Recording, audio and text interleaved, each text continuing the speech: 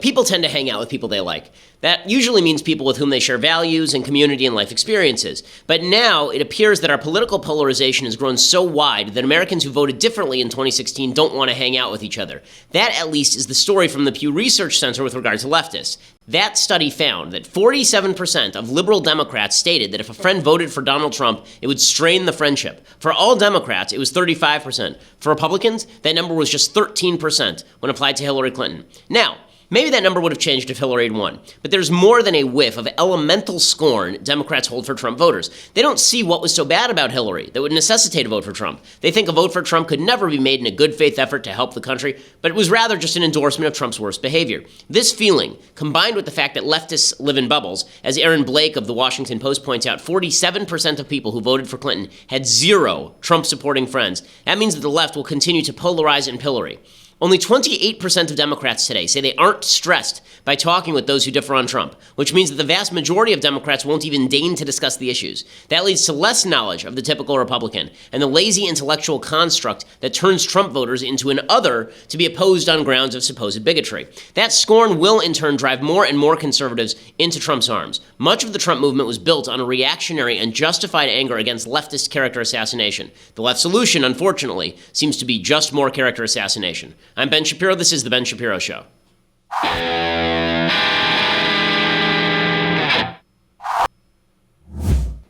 So many things to talk about today. I'm going to get to a lot of Hollywood because I saw Dunkirk last night, and it is just a stunning film. I want to talk about why it's so good. I also want to show you a trailer that I think is legitimately one of the worst trailers with major stars ever made. It's really spectacularly bad, and I love it so much because it's so bad. But before we get to any of that, first I want to say thank you to our sponsors over at Birch Gold. So, if you're looking at the economy and you are seeing the political situation, you feel that perhaps it is volatile, perhaps we have a situation on our hands, or maybe a situation will arise, then it is important that you spend some of your money and put it in precious metals. That's what Birch Gold is for. They will allow you to legally move your IRA or 401k out of stocks and bonds into a precious metals IRA. They can help you get some of your money into the safe and secure asset that precious metals represent. They have never been worth zero. To get your no-cost, no-obligation kit, go to birchgold.com/Ben. That is birchgold.com/Ben. And as I say, basically thanks to IRS tax law, you can move your 401k out of stocks and bonds and into precious metals. Birch Gold Group has an A+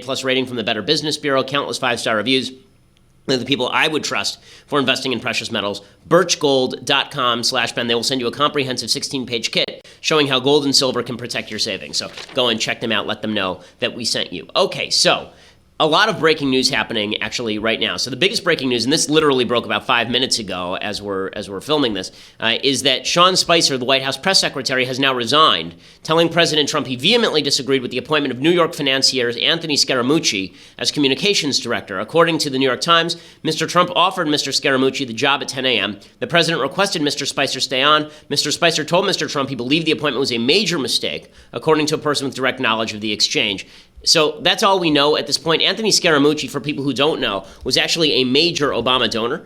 He ended up moving into the Republican camp after that. I think that he was on the RNC committee, the finance committee in 2012, and then he was a supporter of a bunch of other candidates before he got to Trump. He was a Scott Walker supporter, and then he was a backer of Jeb Bush. So he's much more sort of establishment Republican, and he's being brought in. Apparently, Steve Bannon was very unhappy with the choice of Anthony Scaramucci. It looks like the ascendant wing of the Trump administration is the more establishment wing of the Trump administration, meaning Anthony Scaramucci. Gary Cohn, who's a career Democrat, is now being discussed as a cabinet member, the new head of the Fed Reserve, perhaps. According to NBC News, comms is what Anthony does. It's how he built his business. The guy knows media. He's been a good advocate for the president. So I love this. NBC News says, another source said Spicer is definitely staying on. Well, no, now he's gone. So it's amazing how you get all these conflicting reports out of the Trump administration. I think the reason that Scaramucci is considered kind of a non-entity or somebody who shouldn't have the job by a lot of Trump supporters is because he wasn't on the Trump bandwagon from the beginning, and therefore they think that he should not be allowed on the inner circle. And this is one of the issues that Trump has had, is trying to figure out who should be allowed to work with him, who should he trust, and the people who have been with him for a long time are upset that he seems not to trust them so much anymore. So case in point would be Jeff Sessions. So yesterday Tucker Carlson came out and he was ripping up President Trump for ripping on Jeff Sessions. As you recall, We played you some of the New York Times interview yesterday in which Trump said that he would never have hired Sessions if he knew that Sessions was going to recuse himself. Tucker Carlson and Ann Coulter, both longtime Trump supporters, came forward and said, listen, stop messing with Sessions. Sessions is one of your earliest supporters. He's one of the good guys on this team, particularly with regard to immigration. Why are you ripping on your own base?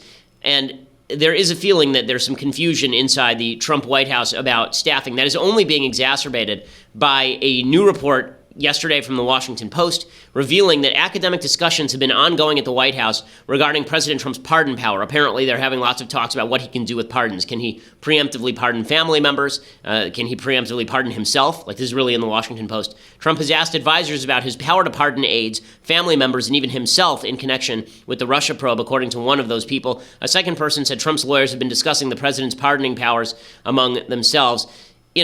I would imagine that at every point you have lawyers who are discussing the pardon power. I'm not sure what they'd be discussing exactly, except for what is he capable of pardoning. Like, if he pardons a crime now and the new evidence comes out later, does the pardon cover that, maybe? There's a lot of talk this morning about if he would pardon himself, would that actually be legal? Could he pardon himself? Because the president obviously has plenary pardon power. He can do what he wants with pardons. He can pardon anybody, right? I mean, Gerald Ford pardoned Richard Nixon. So you could have something like that. But are you allowed to pardon yourself? That would not save his political career, by the way. If you pardon yourself, the chances that you're going to be impeached are pretty high. But none of this looks good, okay? If you're into the appearances of politics, you can still believe that Trump has never done anything wrong, that Trump is clean as the driven snow and that he has nothing to hide. But he needs to stop acting like he has something to hide if he actually wants you to believe that, right? And the first paragraph of this Washington Post story says, some of President Trump's lawyers are exploring ways to limit or undercut Special Counsel Robert Mueller's Russia investigation, building a case against what they allege are his conflicts of interest and discussing the president's authority to grant pardons, according to people familiar with the effort. Yesterday, the spokesperson for his legal effort regarding the Russia investigation quit. He also fired his lawyers, and he hired some new lawyers in the Russia investigation stuff. So all of this doesn't look good. I mean, if your whole shtick here is let all the doors be open, let everything come out, I'm draining the swamp, see what I have in here in my apartment, policemen, just come in and investigate. And then the next thing you do is immediately barricade 3 of the doors. People are going to start getting a little bit suspicious. And so, do I think that this means that Trump is guilty of anything? No, I mean, there's alternative explanations that are just as plausible. Like, for example, maybe the reason he doesn't want Mueller digging into his IRS records is because he is deathly afraid that Mueller is going to find that he's not worth anything like the wealth he said he was worth, right? He's only worth $2 billion instead of $10 billion. Or maybe he's worth nothing, right? Maybe it turns out that he's broke, right? You just don't know until you get those IRS records. So maybe he's afraid of that. Maybe he's afraid that there's some sort of ancillary matter dealing with the IRS that he's going to be held accountable for. And this is the problem with these special counsel investigations. Again, the special counsel investigation was brought about because President Trump himself decided to open his big mouth. He fired Comey, and then he opened his big mouth on national television and said that he did it because of the Russia investigation. That necessitated Rod Rosenstein appointing a special counsel. The biggest opponent Trump has here is not the media. The biggest opponent Trump has here is Trump. The media is getting its material from Trump. Okay, you can hate the New York Times. You can think the New York Times is out to get Trump. I think that they're out to get Trump. I think they have an agenda. But why is he giving a long interview with the New York Times in which he is talking about why he might fire Robert Mueller and why Jeff Sessions should never have recused himself? It's just foolish. It's just foolish. Unless there's only 2 possibilities here, right? Trump, his worst enemy is his big mouth, and he's doing things that look guilty because he just can't help himself because he has to talk all the time. Super plausible. And the other answer is it's possible that he actually did something that makes him guilty, and that's really bad stuff. Maybe he's doing all this for a reason. Maybe, as the Democrats suggest, he is actually guilty of something. Because if you look at it from the Democratic perspective, let's do that for a second, okay? For people on the right, I think it's important that both sides understand each other. So on the left, understand, no hard evidence of Trump-Russia actual collusion has taken place. There's intent to collude from Trump Jr., right? There's intent to collude from Manafort, presumably. There's intent to collude from Jared Kushner, but there is no actual on-the-ground collusion, no payoffs, no quid pro quo. So from the perspective of the left, you need to understand we need more evidence in order for us to acknowledge that Trump actually did something illegal or even deeply wrong other than that meeting at this point, and Trump wasn't in that meeting as far as we know. From the perspective of the left, I think the right needs to understand the perspective of the left here. They're looking at this, and what they see is a meeting between Trump Jr. and a bunch of Russian lawyers that was basically paved with a promise that they were going to give Trump negative information about Hillary as part of Russia's governmental effort to support Trump. And then you have Trump firing Mike Flynn for unspecified reasons after it comes out that Flynn has connections with Russia. And then you have him firing his FBI director and saying openly that it's because of the Russia investigation. And then you have him saying that he should have fired Sessions or never hired Sessions because Sessions was recusing himself from the Russia investigation. And then you have a series of policy decisions that benefit Russia, including the decision this week by President Trump not to arm and fund Syrian rebels against Bashar Assad, right, which helps the Russian government. So if you're on the left, you're looking at all these indicators and you're saying, okay, well, I see a lot of dots here. It's hard for me not to connect them. And if you're on the right, you have to understand that perspective because we did the same thing with President Obama, right? We were very suspicious of President Obama. I think it's more justified with Obama than it is for Trump because I think that, frankly, Trump is more likely to make stupid mistakes and say dumb things than Obama was. I think Obama was much more of a president by design. But I think that it's important we understand where we are so that we don't fall apart as a country because what I can foresee happening is some quasi-smoking gun comes out and the right says it doesn't mean anything and the left says it means everything. And we just grow further and further apart as a people. And I think that that's a mistake. I think we can disagree on the implications of these facts, but we should at least acknowledge what the facts are and why maybe the other guy thinks what he thinks. Okay, so with all of that said, Trump care continues to remain controversial. And I think here it's important to point out the radicalism of the left on Trump care. So nothing is happening with Trump care right now. Okay, the repeal and replace effort is basically stalled because nobody knows what they want to do. We've talked about that for the past several days. But the rhetoric of the left continues to ratchet up. So, for example, you have this professor of he calls himself a Beyonce professor.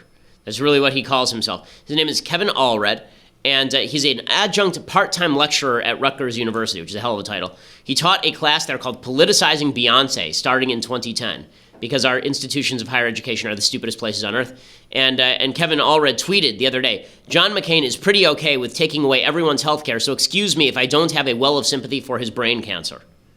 Okay, they're Democrats who believe this sort of stuff. Okay, Bernie Sanders, he says that he's not using violent rhetoric with regard to Trump care, but that's a lie. Here's Bernie Sanders doing it over and over and over again. Okay, I want to talk about the rhetoric then, Senator, because if you're going to sit down with people on both sides of the aisle, some Democrats have branded Republicans the party of death, for example, calling the tax cuts in the Senate health care bill blood money. You yourself have said Republicans are potentially killing Americans. Is that rhetoric irresponsible, and does it provide an impasse to compromise? If you're going to sit down with those very people that you've now said want to kill people. No, I never said that's not. You're using rhetoric that I didn't use. Oh, am okay? I? These are quotes.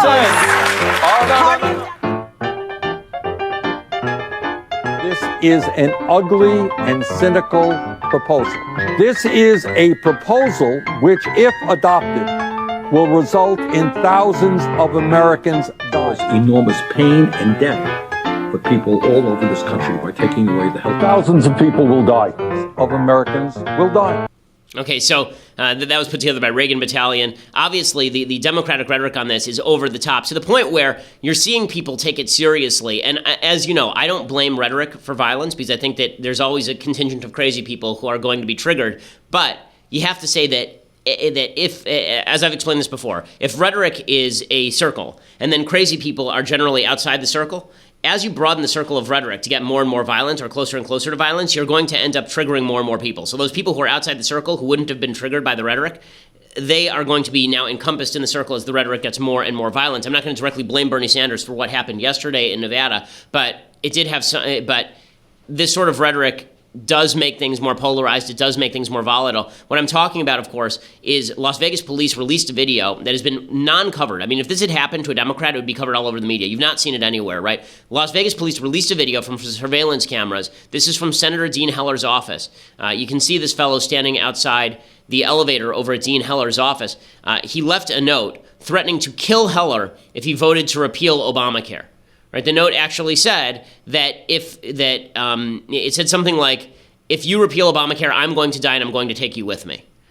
This sort of stuff is going to become more and more common as the Democrats continue to maintain that Republican policy murders people. And so you have to understand on the left, one of the reasons people are so defensive of Trump is because the left is so crazy. If the left would stop with their craziness, then people might stop defending Trump so ardently. The reason that the right is defending Trump is because they feel like he's legitimately under threat, sometimes violent threat, from people on the left because of the rhetoric that's being used. Okay, so before I go any further, I first want to say thank you to our sponsors over at the U.S. Concealed Carry Association. So if you are deeply concerned about somebody breaking into your house, in the middle of the night someone breaks into your house, you have to take your gun, you have to shoot them, this is why you need the USCCA. So I am a member of the U.S. Concealed Carry Association. Here's the member resource guide, and they provide all sorts of services for you. I mean, it's really a fantastic list. They provide you this comprehensive legal and financial protection in case you actually have to shoot the bad guy, right? 100% upfront, no out-of-pocket coverage. Upfront criminal defense coverage. This is member benefits. Local attorney coordination within 48 hours. Expert witness coordination. Compensation while in court.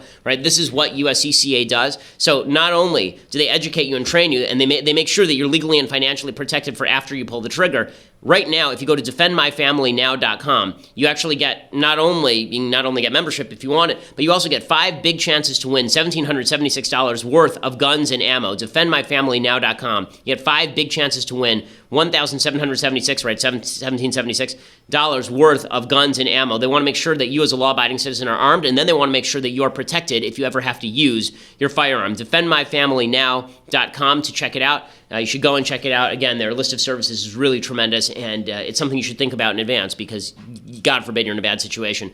You want to know that you're protected. Okay, so in other news, the O.J. Simpson parole hearing happened yesterday. I think that this is important because not only is it one of the first things that I remember as a kid, I remember when they wheeled in the TV for the OJ verdict, and I remember the racial polarization in our class. All the white kids kind of put their heads in their hands, and all the black kids in the class started cheering when OJ was let off for obviously murdering his ex-wife and Ronald Goldman. OJ had his parole hearing yesterday. The reason that this is important is because this was, I think, the very beginning of the complete merger between politics and celebrity. People watched the OJ trial as total entertainment, to the point that now we can actually make a series about the OJ trial that's really entertaining, The People versus OJ Simpson, and it gets huge ratings and Emmy nominations, and it's really good. But this merger of politics and entertainment, it really was, I think, the beginning of the rise of the sort of reality TV star as political figure. Because Ronald Reagan was an actor, but then he was the governor of California before he ran for president. O.J. Simpson had been an NFL star, and then he was an actor in some of the Naked Gun films and in the Towering Inferno and a bunch of movies. And then he commits this double homicide, these two slayings. And everybody in the world is watching this trial and treating it as entertainment when it really is not entertainment. It's about whether a man murdered 2 human beings. And the polarization that it brought off, the reality TV polarization, was shocking because, remember, this is in the aftermath of the Rodney King riots in Los Angeles. There's a widespread perception in the black community in LA at that time, and I think still, that the LAPD has race issues. I don't think that's right now. I think that there was some truth to it then. And the fact is that a lot of black folks wanted to let O.J. Simpson off the hook, not because they actually thought that he was innocent, but because he killed white people and they didn't really see why this shouldn't be a referendum on the LAPD as opposed to on O.J. Simpson. The polls at the time showed a plurality of black people said that he was innocent. It was obvious that he was guilty from the get-go, and so it polarized that way. That's a conflict that has never really cooled down. We have the after effects of it in Ferguson. We have the after effects of it over in Baltimore. We have the after effects of it every time a white cop shoots a black suspect, or when a white non-cop shoots a black person, as in George Zimmerman and Trayvon Martin. In any case, this was treated as sort of a joke yesterday, and it was kind of a joke. I mean, O.J. was convicted of armed robbery for stealing some of his own sports memorabilia. This was in 2008. He spent 9 years in prison. He had a 33-year sentence. But this was treated as a joke, but it wasn't a joke at the time. It was a really polarizing period in American history, and unfortunately, in the last few years, it seems to have come back again. I want to show you sort of the insanity of this because if you didn't live through it, it's almost impossible to know how crazy the OJ trial was. I mean, Mathis is a fair bit younger than I am, Mathis, how old were you when OJ happened? Were you even alive when OJ happened? When you were a year old? No, what was the year? It was 95. I was 2. He was 2. So I was 11 when this happened, and this was a major earth-shaking incident. If you didn't grow up with this, though, you don't understand what it meant when they cut into the NBA Finals to show a white Bronco with O.J. Simpson in it, running down the freeway with A.J. Cowlings at the head, and O.J. threatening to kill himself. I mean, it was legitimately an insane time. So O.J. yesterday, he goes to the parole board, and everybody knows that the sentence that he got in 2008 was basically a giveaway for, it was basically karma for him murdering 2 people. So it's demonstrative of the fact, when you watch some of this testimony, it's demonstrative of the fact that O.J. was a very stupid man who obviously committed 2 murders and was used as a central rallying point for race baiters on all sides. Here's O.J. yesterday explaining why he should be let out of prison. Well, as I said, the alternative to violence course is I've always thought I've been pretty good with people, and I've basically has spent a conflict-free life.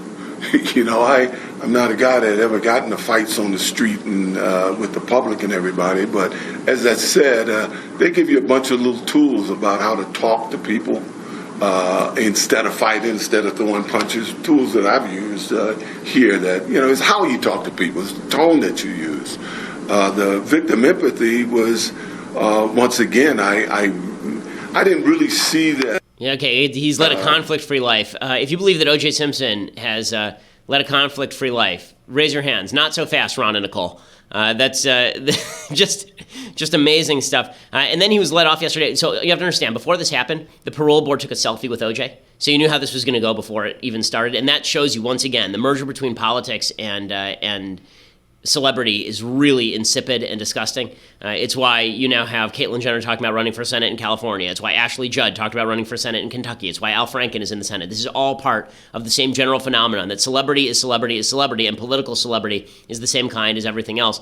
OJ was granted parole, even though this parole hearing it really went poorly. I mean, here's a clip of OJ he's supposed to be admitting to his crimes, right? I mean, this is what you do in a parole hearing. You admit to your crimes, and then you say, well, I'm very sorry I did that, and I'm never going to do it again. Here is OJ talking about how he never did anything wrong. They did an investigation, and they came to the conclusion that it was my property. They turned it over to me. I have it now, So, I mean, it's kind of mind-boggling that they turned over to me property that I'm in jail for trying to retrieve.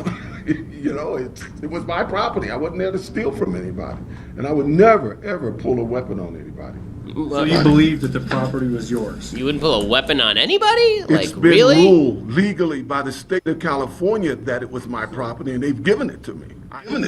My question was, that's why you went into the Yes, sir. the property was yours. Let me stop it there. He's arguing with the parole officers. They were going to clear him anyway because celebrity still has enormous currency. I love that. I would never pull a weapon on anybody. Again, you chopped two people's heads off. So I think that lacks a little bit of credibility. In any case, I want to go on to discuss what is the attempt by the Trump administration to move beyond the Russia stuff. I also want to get into entertainment. I want to spend a fair bit of time on the mailbag today, so we'll do a long mailbag today. But you have to go over to Daily Wire for that. So we are not just an audio show, we are a video show as well. If you didn't know that, you should go over to dailywire.com right now. You should go subscribe. You can watch the entire show live as it happens. You're going to want to watch the show today because we're actually going to show movie trailers that are hysterically funny. One is hysterically funny and one is fantastic. I'm going to talk about Dunkirk, and I'll give you my review. But you have to go over to Daily Wire for that. So $9.99 a month gets you a subscription at Daily Wire. It also gets rid of the ads on the website. You get to be part of the mailbag, watch the rest of the show live. You get to watch Andrew Klavan's show live. You get to be part of his mailbag. You get to see the new Michael J. Knowles show live, which, for what it's worth. Anyway, whatever. But you'll get to check it out. It should be fun. So go over there and check it out. Or you can get the annual subscription for $99 a year. And once again, I bequeath to you the opportunity to hold in your very hands this indescribably great tumbler. I mean, there is just no way to describe the heft, the weight, the value. It's just, for $99, you get all of those things, and you get this. I mean, this alone, if Indiana Jones had found this in a tomb next to the Holy Grail, he could have known that the Holy Grail was next to it, and he would have gotten this leftist tier tumbler. Sure, his face might have melted away, but it would have been worth it, because for just a moment, his hands would have beheld the glory that is the leftist tier's hot or cold Daily Wire tumbler. You get that with your $99 annual subscription, so head over there and check it out. Or if you just want to listen later, iTunes, SoundCloud, Google Play, we are on all of those things, and you can subscribe and leave us a review. We always appreciate it. We are the largest conservative podcast in the nation.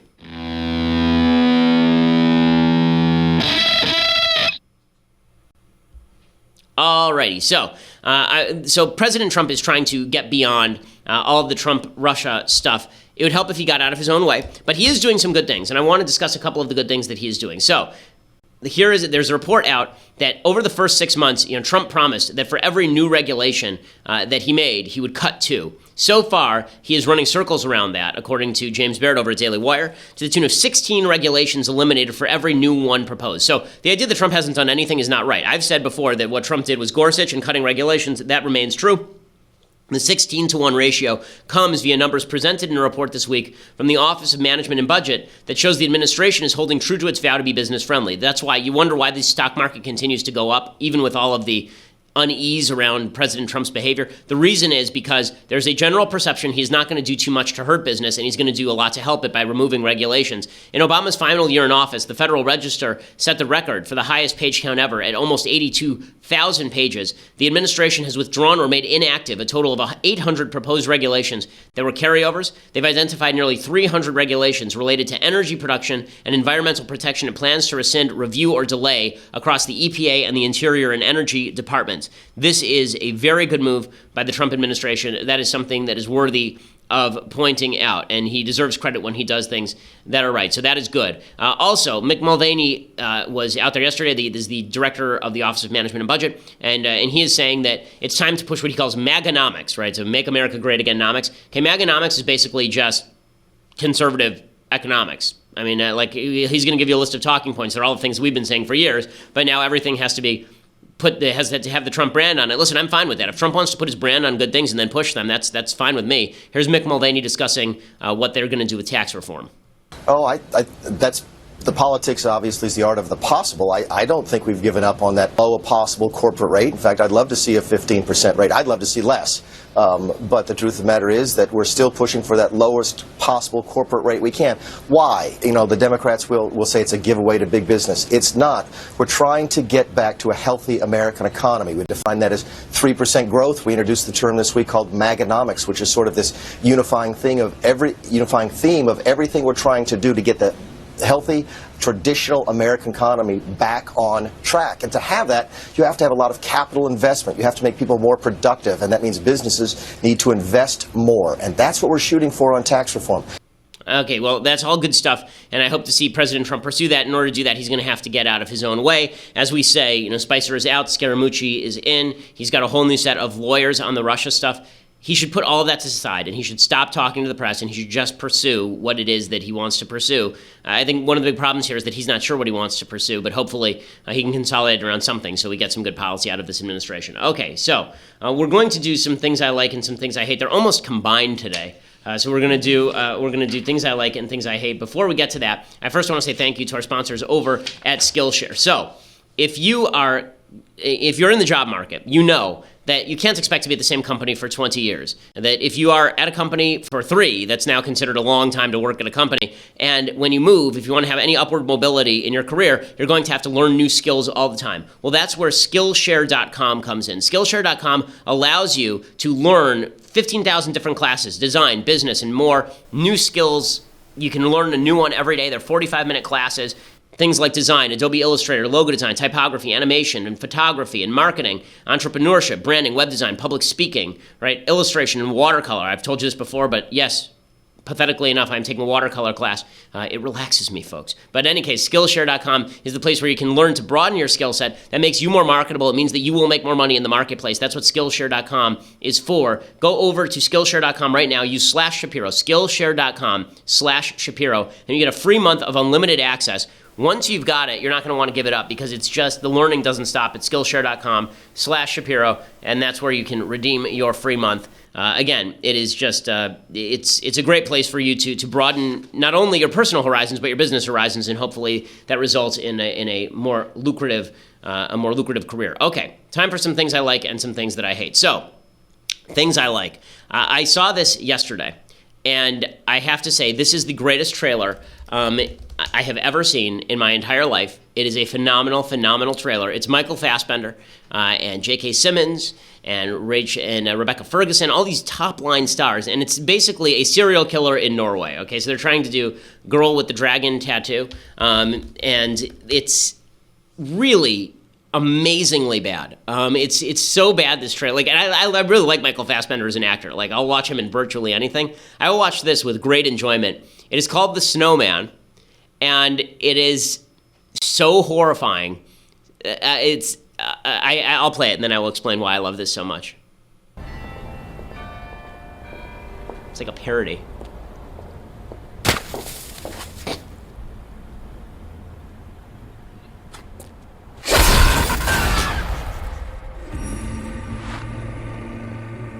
A vanished last night.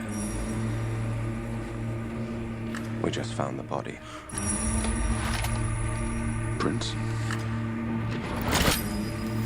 And the head is missing. So great, the flopping fish. He calls himself the Snowman Killer. Hello, Mr. Police, it says on the Completely snow. insane. I'm thinking that he's going after women that he disapproves of.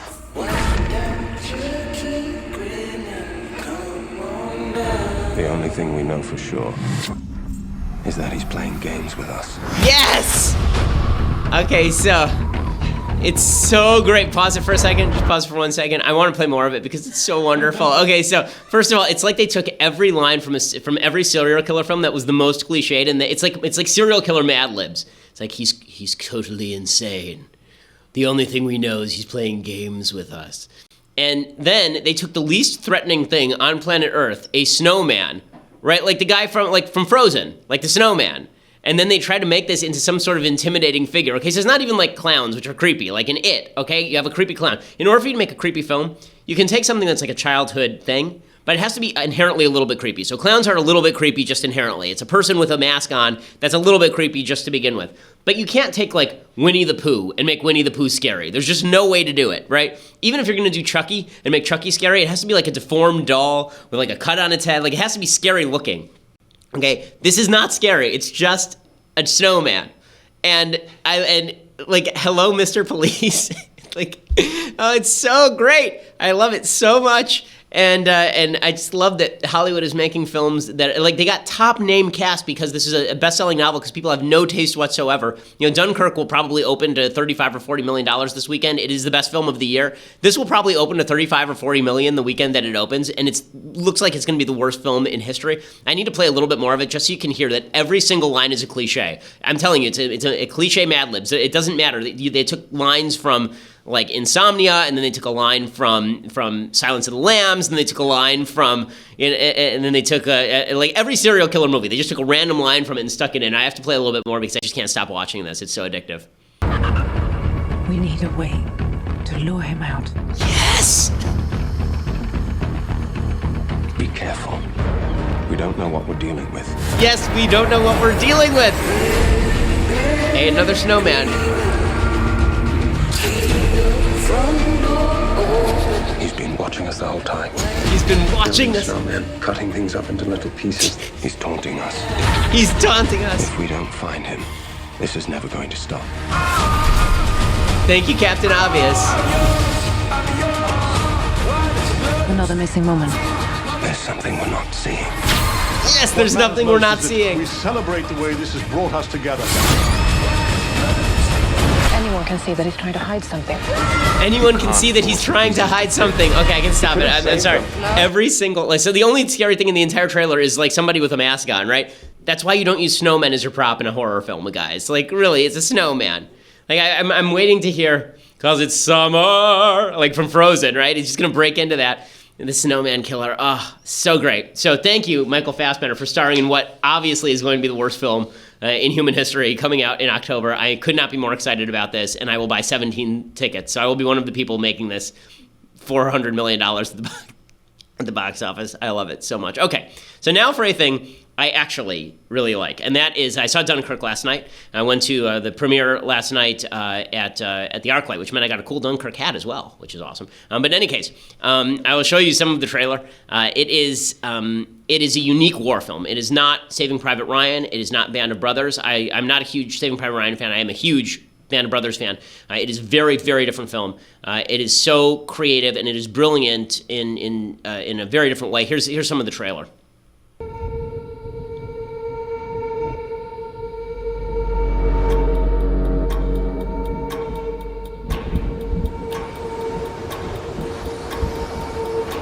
The enemy tanks have stopped.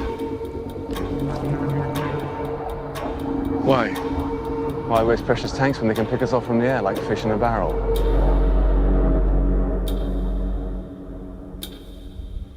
There are 400,000 men on this beach.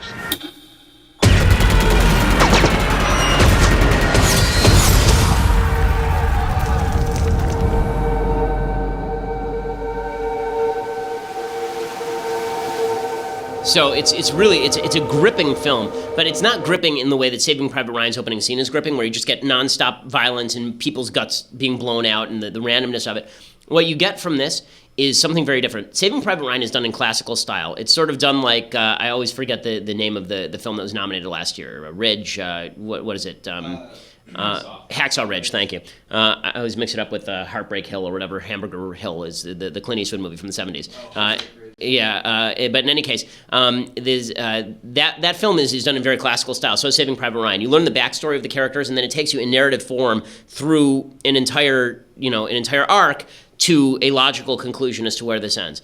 You don't get any of the characters' backstories in this. So there's three main characters, or three main stories that are followed. One is called The Mole. The Mole is a reference to this bridge that is at Dunkirk. The problem at Dunkirk was that not only were the British surrounded, but they were on a beach where it's a very, very shallow beach, and the tide, when it comes in, it doesn't come in high enough for big boats to get in. So a destroyer couldn't get in and just pick up people. Instead, they had to have small ships trying to ferry things out, and they didn't have any ships because the British were afraid that the Germans were going to strafe the entire army and destroy all their ships, as well as the army on the beach, thereby destroying their capacity to resist. And they also weren't going to send all of their planes, because if they did that, then those could all be shot down. They wouldn't have the capacity to defend London. So it's basically 400,000 guys stranded on this beach they can't escape. And so it is the loneliest, most quiet, subtle war film I've ever seen. When I say lonely, I mean like every shot looks like that shot of the 400,000 men standing in orderly queues on the beach, as though they're waiting for ice cream, but they're really waiting to know whether they're going to live or die as they're being strafed from overhead. When people die, it's not done in like, okay, there's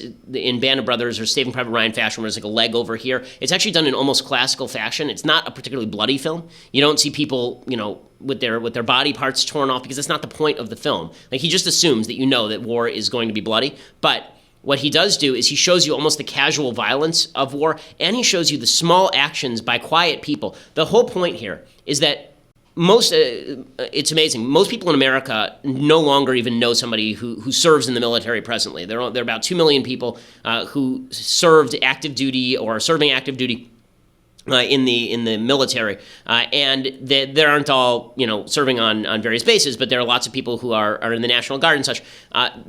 Especially in places like California and New York, it's a good shot you'll go your entire life without meeting somebody who is an active duty military member. And so when you hear about a war, what you think about a war is not somebody who you know, it's just some disembodied person who's out there doing heroic things to try and save you. And that's what this film takes on. The reason that you're supposed to care about these characters is not because you know where they went to high school and who they fell in love with, like in Hacksaw Ridge. It's not because you know their personal views on matters. It's because these are people doing heroic things and making difficult choices, and sometimes doing cowardly things and making terrible choices in the midst of difficulty in order to survive, to fight another day and fight Hitler. He makes so many great directorial choices in this film. One of them is that you never see the Nazis at any point in the film. There's no point at which you see the Nazis. So the opening scene, you see that right at the beginning of the trailer, where they're all walking through the town of Dunkirk, and they're on the streets, and these flyers are floating down saying, "You're surrounded." That scene, the very next thing that happens, and this isn't spoiling anything, it's the first 30 seconds of the film, you just hear gunshots, and they're stunningly loud. So unlike most war films where the sound sort of just becomes overwhelming, in this film, every crack of a gunshot is stunning. Like, it's startling. It's legitimately, you'll jump in your seat because it's so loud. And it's meant to do that, because the idea is that every shot is equally possible that it's deadly and going to kill you. And so they're walking down the street, these five guys, as you see there, and in the first 30 seconds of the film, you see them getting picked off one by one. But you never see the Nazis at any point during this film. You never see the Nazis. The most you see of the Nazis is you see some Luftwaffe planes. That's it. And so the idea here is that these guys are fighting an unseen force, an enemy that they can't control, an enemy they don't know, and yet they are having to make these really, really difficult decisions. So the three main stories are the one on the beach, as I mentioned. There was one by sea. So the story of Dunkirk is that a bunch of civilian vessels were commandeered by the British military, and civilians were told to go sail across this 26-mile stretch to Dunkirk and pick guys up from the beach. So civilians were non-military members. So it was men, women, just sailing across the English Channel to pick up all of these members of the British military. And 800 different boats did that. Almost 1,000 boats did that. And so it follows this one, Mark Rylance and his son, who are coming across to do that. And you never really find out until the end why they're bothering to do it. And then the third story is Tom Hardy plays an RAF pilot, Royal Air Force pilot, who is engaged in these dogfights. And what's fascinating about the film is that the mole, right, what's happening on the beach takes a week, what's happening with the sailor takes a day, and what's happening with Tom Hardy takes an hour. And they say this up front, and how these stories meet up and are interwoven is really fascinating. Again, the stylistic choice here is to focus on the actions of the men, not on who the men are. And I think that's a deliberate attempt by Nolan. So some people have found that off-putting. People have said that they don't feel emotionally invested in the characters because they're not being given the backstory. They're not being given this whole thing. But that's the point. Okay, you don't have to be emotionally invested in who the soldiers are who defend civilization in order for you to be emotionally invested in their fight for survival and their fight for victory. That's the entire point of the film. And it really is, it's really a first-rate film. It's one of those films where I walked out of it and it's kind of stunning. It's more of an experience than it is a film. And you walk out and you feel like you've experienced something. You should go see it in IMAX if you can. I didn't see it in IMAX. I saw it in 70 millimeter. It's first-rate. And the more you think about it, the better it gets. The more you realize the kind of directorial choices he's making and why they're so good. Okay, so time for a quick thing I hate, and then we'll get to the mailbag. So, the thing I hate. Jay-Z has been rapping about his infidelity, and Monica Lewinsky loves it. Now, this is really a thing, okay? So according to the Daily Mail, Monica Lewinsky has now praised Jay-Z for speaking openly about cheating on his wife, Beyonce, on his latest album. Lewinsky, who understands better than anyone the public cost paid for a high-profile affair, spoke about the iconic rapper's transgressions in an essay published by Vanity Fair. In the piece titled Jay-Z, Prince Harry, Brad Pitt, and the New Frontiers of Male Vulnerability, the former White House intern praised Hav for not ignoring the allegations hurled at him by Beyonce on her 2016 album Lemonade. Jay-Z had a choice, Lewinsky wrote. Having been called out publicly by his wife in her fierce 2016 album and video, he knew his fans wouldn't have blinked if his next album skimmed past the allegations. That's not uncommon for men to do, and it's not as if we hadn't seen Beyonce and Jay-Z out in the world together since then, not to mention welcoming their twins to planet Earth. Jay-Z could have ignored it all, but instead he chose a path of candor that will move the conversation forward and help others. No. Just no. Okay, if Beyonce wanted to stay together with her husband, then she shouldn't have been talking about his infidelities publicly. And if he wanted to stay together with her, not only should he not be committing infidelities, he shouldn't be out there talking about his infidelities publicly. Okay, this is not a marriage, in my opinion, that is going to end well, because marriages where the partners talk about cheating on each other openly that's not bound to go particularly well. It's scuzzy behavior, and some behavior can stay private. Okay, what happens between you and your wife? Actually, one of the weirder aspects of human nature is you'll see a husband who cheats on his wife, and then he feels the necessity to tell her. There's nothing more selfish than doing that. Okay, it's super selfish to commit infidelity in the first place, but then to tell your spouse about it is even more selfish, because that's about you alleviating your guilt, not about you making your spouse's life better in any way. It's about you now creating a choice for your spouse that your spouse never would have had to make, except for you being an idiot and feeling the need to dump off your own guilt on your spouse. So when they say that honesty is the best policy in these sorts of things, no, being good is the best policy. And then if you do something guilty, live with your guilt. Don't dump it off onto other people. The idea that we need a society filled with people who are publicly proclaiming their infidelity is really a bad idea. Okay, time for some mailbag. Let's do it. So, Josh Mayer says, Ben, can you discuss net neutrality? What are your thoughts on the matter and your ideal outcome? Capitalism, fix it, or leave the government policies in place? So I am not in favor of net neutrality. Net neutrality, as you'll see, it's very funny. A lot of the people who say that net neutrality is basically a giant giveaway to companies that are ISPs, internet service providers, they neglect to mention that net neutrality, that net neutrality itself is a giant giveaway to places like Google and Netflix, right? There are certain companies that eat up all the bandwidth on the internet, and net neutrality forces internet service providers to charge them the same amount for data as it would charge to anybody else, as opposed to surcharging them for all of this. Okay, internet service providers get to compete with each other. That would be the idea. The problem that we've had with internet service providers is that they're local monopolies that ensure that there are only 2 or 3 at the most companies, internet service providers, that are actually in a particular area. So you're using a regulatory fix to fix a regulatory problem. What you really should do is relieve all the regulations on internet service providers in general, allowing people to build new infrastructure and then compete in the open market with one another, because there'll be some ISPs that charge Netflix more and some that charge them less. There'll be some ISPs that charge small providers less, and let them compete. And that competition will ensure a better internet. Plus, I mean, the internet seems to be working pretty fine as it is. I don't understand the huge issues that people are having with the internet, that they think that it needs to be fixed by some sort of overarching government system. Nick says, Dear Ben, which state is your least favorite? And since we're on the topic of California, why do you live there? It seems like a hellhole. So California is a beautiful place that is governed like crap. I've lived there my entire life. The weather is really nice most of the time. There is some culture here, despite all of the talk about the lack thereof. which state is my least favorite? It's hard to say state. I can tell you cities that I really don't like. So I'm not a big fan of New York City. New York City, it's fun to visit. I would hate to live there. I like seeing the sky. I'm a suburban guy. I grew up in the suburbs, so hard for me to live in New York. But the state of New York is great. I mean, you go to upstate New York, it's beautiful. There are real areas of New York that are just wonderful. Michael says, "Hi, Ben. I recently watched a video by Jordan Peterson regarding job suitability for different IQ levels. He raises the point that society never really addresses what to do with people of below average intelligence regarding jobs. What are your societal prescriptions for those people in the workforce, since constant mechanization is leading to demand for more and more skilled workers?" Thanks, Naomi. This is actually a really, really good question. So this, I think, is the big question of the future of the workforce. The truth is, machines are good at doing some manual labor, but they're not good at doing all manual labor. So machines are good at doing very specialized manual labor, like at factories, right? If it's doing one thing over and over and over, machines are really good at that. What machines are not really good at is doing many different tasks. So, for example, you can have a Roomba that cleans your floor, but it's not going to be able to clean your table. Right, so a person can do both of those things. So manual labor is not going to go totally out of style for people who are not, Phi Beta Kappa and actually need to work in manual labor. But yes, we are going to have to develop skill sets as mechanization creates less need for manual labor. There is going to be a need for more creativity in the market. The good news is that IQ doesn't always match up with creativity. So there's a lot of people who are very creative who aren't necessarily world's brightest people. Just look at Hollywood. So we're all going to have to up our skill sets a little bit. I don't think the market has ruled out low IQ people at this point. When it starts to, then we are going to if we get to the point, I've said this before, if we get to the point where machines are basically providing such abundance that there's no need for markets, because markets are created by scarcity. If you have the replicator from Star Trek and it just creates everything that you could ever need, then you don't have to worry about things being created anymore, and then you talk about a universal basic income. Tyler says, "Why is it when a person from a Western country converts to an Eastern religion, they are considered enlightened, but when a person from an Eastern country converts to Judaism or Christianity, they are a traitor to their culture?" This is a very good question. The answer is because there is always a bias against the religion with which you grew up in Western civilization.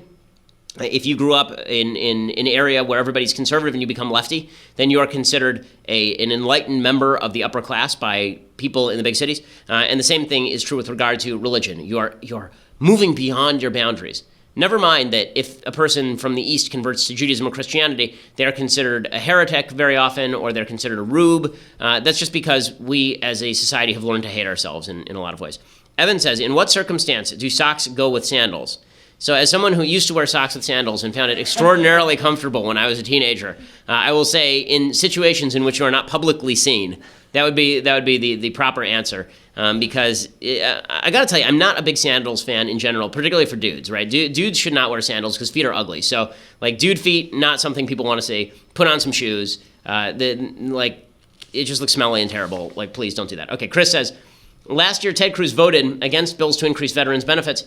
And it hurt his standing among us. Is it intellectually dishonest to say that veterans as a group deserve entitlements due to the nature of their service as opposed to other groups?" So I am not aware of Ted Cruz's votes on veterans benefits, so I'd have to look that up to confirm whether that is in fact true. But the general question to say that veterans deserve entitlements due to the nature of their service, no, I don't think that's out of bounds at all. I think that's part of the contract when they sign up, right? You're telling them to go do the most violent, difficult job on planet Earth in many cases, and you're going to have to pay people a lot of money for that, including lifetime benefits in some cases. Kyle says, "Hey, Ben, how did you know you were ready for kids? What advice would you give to a young couple out of college as to how to know when they are ready for kids?" So, two things. One, you're never truly ready for kids. Okay, kids, you can make the decision that you think that you are financially prepared to take care of a child. That's really what it was for us. We were in a financial position where we were ready for kids, and we felt that we had the time and resources to properly care for our children. So from a logical perspective, that's true. But when people say ready for kids, the implication is if I'm not ready for kids, then I should just not have a kid. And the fact is that most kids who are born are not prepared for. Should you prepare if you can? Yes. You should make sure that your relationship with your spouse is ultra rock solid, because having kids changes the nature of your relationship with your spouse. Before you could focus solely on the other person in your marriage, and now you both have to focus on these new people who take over your lives. So you better be solid before that happens. So if you're financially, on the upswing, and if you are solid with your spouse, then you can safely say you're ready for kids. But if you're not ready for kids, that doesn't mean that you can't be a good parent or that you can't become ready for kids or that it can't help you grow as a human being and that you take responsibility for decisions that you make. Nat says, hey, Ben, my little sister is 13. She, like most kids, is very caught up in today's culture and politics because her idols tend to be liberal. She's been developing a more liberal view of the world. She already tends to look at conservatives in a bad light. I was wondering if you had any advice on how I could go about helping her understand conservatism better without alienating her. I'd appreciate it. So I think the first thing to say is that, it's not good to label people you don't know as bigots without any sort of evidence that they are bigots. Okay, you are tolerant of all sorts of views. If you consider yourself a liberal, you probably are a conservative. Because if you consider yourself liberal, it's because you want everybody to be able to do what they want, basically. That's a libertarian position, not a leftist position. Okay, leftists like to say that about sexual matters. The right doesn't really even care about that stuff anymore, okay? Libertarians don't even care about that stuff. If I care about it on a religious level, I certainly don't care about it on a governmental level or on a public policy level. So, I think that she probably has a skewed view of what the right is because she's listening to people from the left. The answer should be go listen to some people from the right, and that way, maybe you can determine whether what is being said about those people is true or not. Alex says, what is your position on mandatory tipping? I think the original tradition of giving a tip in advance for better service made sense, but now everybody demands a tip for everything, regardless of the level of service. So, I am a pretty generous tipper. I am ideologically opposed to tipping. So both of these things are true. I'm a generous tipper because I think when people work hard, they deserve money, and I'm happy to give them that money. However, tipping is stupid. Okay, I'm with Dwight Schrute from The Office on this one. I don't tip my proctologist, and he's doing something more important than carrying my food 7 feet from the counter to my table. So this idea that you get a special tip because you carried food 7 feet, how about this? I would rather that you make a better wage and charge me more for the food than that I have to decide whether I'm a good person or not based on the tip I give. That really is what we do, right? They've actually found this. They've done studies of this, of tipping. It's really fascinating. And what they found is they thought that originally people did tipping because it was reciprocal altruism, that if you give a tip, somebody's going to give you a tip back. But then they found that that makes no sense, right? You never see the waiter again. You never see these people again. It's just that you don't want to be perceived by that waiter as a bad guy, so you give a tip. So there's a moral judgment that's made about you based on the level of your tip, and you're making a moral judgment about your waiter based on, did they do a good job or not? Are they a bad person? I'm going to give you a $2 tip just to show you. And my grandfather used to do this. If he didn't like the service, he'd leave a nickel, right, just to show them they didn't like the service. Again, I don't think that any of this is relevant. We all earn wages out here in the non-tipping world. So I'm not a huge fan of tipping, although I will say that I think that if you're an employee, it's a great way to make some extra money. It's a way. Really, what it is it's almost become a way to avoid taxes because tips are generally given in cash, and if you're a waiter, you can make a lot of money on the side that way. Okay, David says, "Hey Ben, as a fellow Game of Thrones fan, sometimes I have an issue with the over-the-top sex and violence. Is there a way you justify the graphic nature of the show, or are we just huge nerds who are willing to accept it?" So both. Yes, the over-the-top sex and violence is over-the-top sex and violence. Over-the-top violence doesn't tend to bother me very much because I think that there are situations in which violence is necessary. So the over-the-top violence in Band of Brothers doesn't bother me really because I think there are situations in which violence is necessary and violence against evil is necessary, and we should all see the wages of sin or death, and we should all see that bad things even happen to good people. But when it comes to the graphic sex in the first season, for example, and it's very graphic. The first season is basically near pornographic. I had problems with that. I fast-forwarded through a lot of that because I thought that it was just HBO doing what HBO does. Every HBO show, just to prove that they're HBO and they're pay access, they have some boobies just to show, oh, look, we're HBO and we can put boobies on TV. And now they've decided to up the ante and say, oh, we're HBO, so we can put a dinghy on TV. This is what they do.